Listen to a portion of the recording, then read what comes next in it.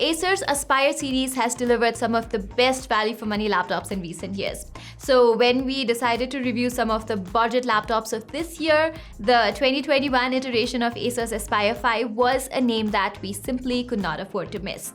So I brought one for review and I have been using it for over a week as my daily driver.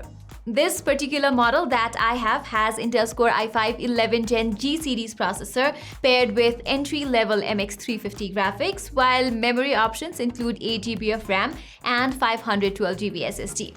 You can get this exact same model for around 1 lakh rupees here in Nepal, 60,000 rupees in India, and some $700 in the US.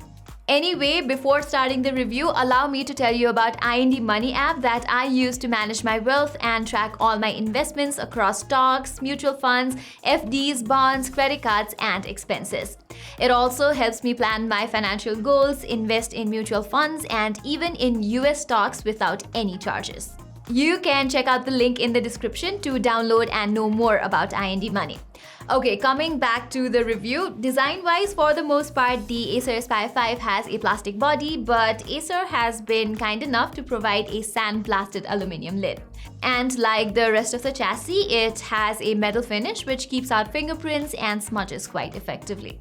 As you can see, my unit of the laptop enjoys a blue shade, but Acer offers 4 more color options for the Aspire 5, namely pink, silver, black, and gold. However, this vibrant aesthetics does not extend to the rest of the laptop, as everything from the keyboard deck to the bottom panel gets a silver finish. Its hinge is yet another thing that I'm fond of, as I found it to be better than the one on other laptops that we have been testing. Even though it's made of plastic, the hinge feels quite sturdy. And the fact that it elevates your laptop's keyboard deck to a slight extent is an added bonus. Still, I wish this hinge could lay the lid even further down. Getting to the I/O, most of the ports are located on the left frame. There are 2 USB-A, 1 USB-C, 1 HDMI, and 1 DC-in and an Ethernet port. Over to the right, you have 1 USB-C, a 3.5mm headphone jack, and a Kensington lock slot. Acer has fitted in 2 LED indicators for power and charging on the side as well. In terms of audio, the Aspire 5 gets bottom-firing dual speakers. And as you would expect, these are not that good. While the mids and highs come off marginally better, from the lacking bass to insufficient loudness, Acer has delivered an incredibly lackluster audio setup on this laptop. So give it everything that you got, don't stop. In your eyes, I see a fire lighting up as you're getting away. There's no going back and I'm running. Moving on, here you get a 14 inches Full HD panel with a matte finish, which means I had no problem using it under indoor lighting conditions. But since this is a budget laptop, color accuracy takes a major hit here, as it covers just 45% of NTSC color gamut, although that's pretty standard among laptops in this price range. Nevertheless, the display on my unit had poor factory color calibration. It produced a grayish tint that made pink hues look purplish. Thankfully, things now look better with superior saturation after I recalibrated it using the SpiderX Pro. As for brightness, the Aspire 5 2021 can hit 260 nits of peak brightness. Thus, I had no trouble looking at this display indoors at around 50% brightness. Likewise, the IPS panel has good viewing angles, while the side bezels are quite minimal too. The videos from the 720p webcam here come off grainy even if you are in a well-lit room. Still, it should suffice for attending online classes and such. The microphone audio is not stellar either. Coming to the keyboard, I was quite skeptical of the white backlight on these silver keys. This type of color combination normally renders the backlight useless. While I strongly believe Acer should have given something with better contrast, I do not find the quality of the keyboard to be that bad after all my time typing on this thing. The keys are quite decent with fairly minimal key travel too. Similarly, the trackpad here also shares the silver matte finish as the keyboard deck. Some models even feature a fingerprint scanner, but our unit lacks one. Regardless, the central placement of this trackpad makes sure accidental touches are avoided when you're typing. Plus, I have no complaints about its responsiveness or gesture compatibility either. Okay, now let's talk about the performance. As I mentioned in the beginning, our unit backs the 11th Gen Intel Core i5 1135G7 CPU and NVIDIA's MX350 GPU.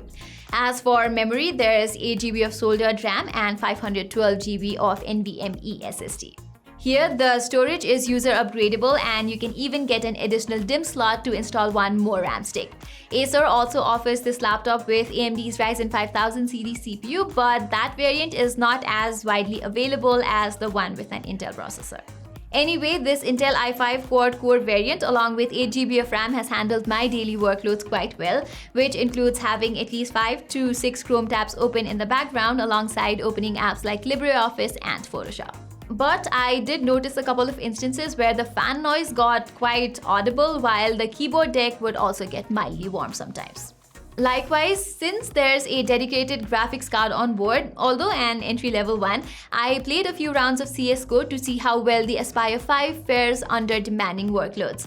Here, with the graphics set to high, I was able to get 40 to 50 FPS on average. Under this, I noticed stutters on multiple occasions while the FPS count would drop as low as 20 sometimes. So I had to dial down the setting to low for better stability. Additionally, because of the single fan and a compact design, it tends to heat up quickly during gaming, especially on the left side of the keyboard deck. So yeah, despite the MX series GPU, the Aspire 5 still is not ideal for casual gaming. On to the battery. With its 52 Wh cell, using the laptop primarily for browsing and watching videos at 100% brightness gave me around 5 hours of endurance. In terms of charging, you get a 65-watt power adapter that takes around 2.5 hours to juice it from 0 to 100%. So wrapping it all up, after using the Aspire 5 for over a week, what I can confidently say is that Acer has delivered a decent compact laptop that ticks most of the boxes for casual users like students and office workers. Though it's definitely not a perfect machine by any means, as it does get warm unlike other budget laptops I have tested so far, and the backlight of the keyboard is not great too. But for what it's worth, it has a sturdy design, decent display, and reliable performance. So yeah, definitely a laptop that I would recommend. So there you have it, guys, our review of the 2021 edition of the Acer Aspire 5. We are currently testing the Realme Book Slim and it looks promising. Its review should be out within this week or by the start of next week. So for that, do not forget to subscribe to our channel and hit that bell icon. Till then, I'm Pratima Adhikari and thank you so much for watching.